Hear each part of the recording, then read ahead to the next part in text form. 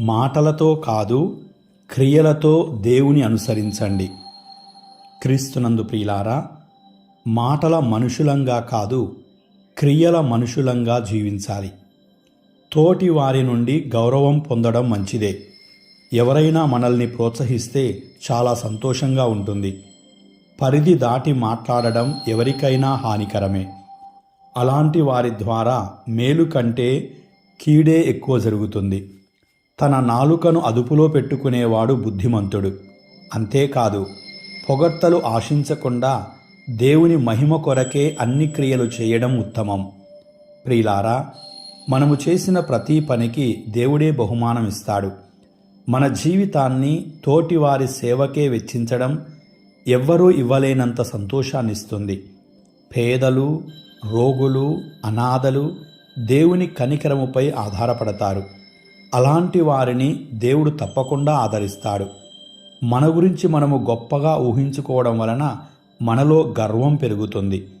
నేనే గొప్ప అనే భావం వస్తుంది. నేర్చుకోవడానికి ప్రయత్నం చేయము. దేవుని మాటను నిర్లక్ష్యం చేస్తాము. తప్పును సరిదిద్దుకోవడానికి నిరాకరిస్తాము. సేవాభావములోనే ఆధ్యాత్మిక అనుభూతి ఇమిడి ఉన్నది. ప్రియులారా, అలాంటి వారే దేవుని సన్నిధిలో మొదటి వారిగా ఉంటారు.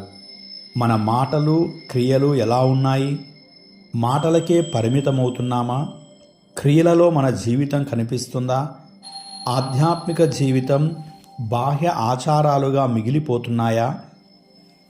అంతరంగిక మార్పు ఏదైనా మనలో ఉన్నదా? ఎలాంటి సాక్ష్యాన్ని మనం ఇస్తున్నాము? ప్రభు హెచ్చరికలను స్వీకరించడానికి సిద్ధంగా ఉన్నామా?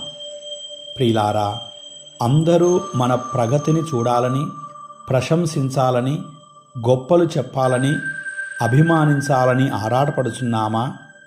మన రోజువారీ జీవితంలో ఎక్కువ సమయం పొగడ్తలకే గడుపుచున్నదా? క్రైస్తవ జీవిత బహుమానం ఎక్కడున్నది? ప్రియులారా, ఈరోజు ప్రభు హెచ్చరికలను స్వీకరించి మనల్ని మనం సరిదిద్దుకోవడానికి ప్రయత్నించాలి. ఆధ్యాత్మికంగా బలపడాలి. విశ్వాస జీవిత ఎదుగుదలకై హృదయ పరివర్తనం అవసరం.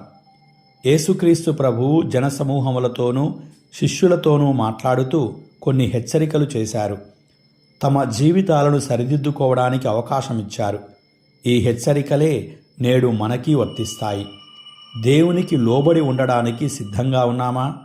ప్రభువు బోధనలను క్రియలలో పాటించడానికి ప్రయత్నించాలి. ప్రియులారా, ధర్మశాస్త్ర బోధకుల, పరిసయ్యుల క్రియలను చూడకండి, ఉపదేశాలను అనుసరించి పాటించండి. ఈ మాటలు కఠినంగా ఉన్నాయి. ఎందుకంటే యేసుక్రీస్తు ప్రభువు వారి క్రియలను చూడవద్దు అంటున్నారు. ఎందుకంటే ఈ లోక పొగడ్తలను ఆశించేవారు తమ క్రియలను చేస్తున్నారు. తమ సొంత ప్రయోజనాలను ఆశించే క్రియలను చేస్తున్నారు. అందరికంటే తామే గొప్పవాళ్ళం అనిపించుకోవడానికి తమ క్రియలను చేస్తున్నారు.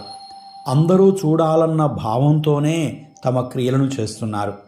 తమ కంటే గొప్పవాళ్ళు ఈ లోకంలో లేరన్న భావంతో తమ క్రియలను చూపుచున్నారు. ప్రియులారా, హృదయంలో ఎలాంటి ప్రేమ లేకుండానే బయటికి నటిస్తే సరిపోతుందా?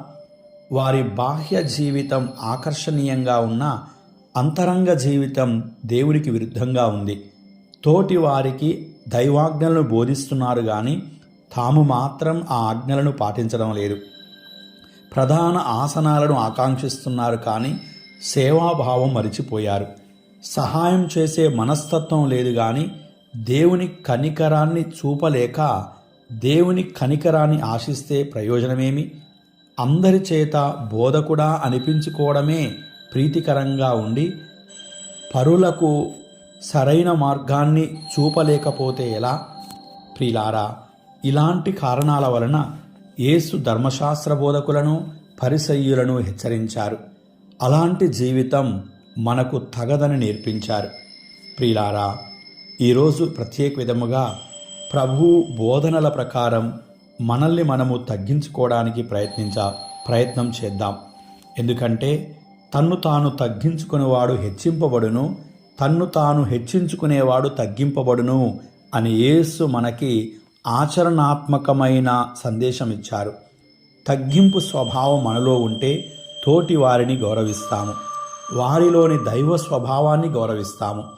ప్రియులారా, దేవుని స్థానాన్ని భయభక్తులతో మనము ఆరాధించాలే కానీ ఆ స్థానమును మనము ఆక్రమించుకోవడానికి ప్రయత్నించకూడదు.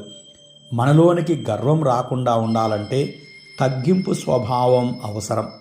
మన అనుదిన జీవితంలో సేవాభావంతోనూ, తగ్గింపు స్వభావంతోనూ, ఆత్మీయ బంధముతోనూ, క్రియలలోని విశ్వాసముతోనూ దేవుని మహిమపరచడానికి ప్రయత్నించుదాం. దేవుని కృపా కనికరం ఎల్లప్పుడూ మనకి లభించునుగాక. ఆమేన్.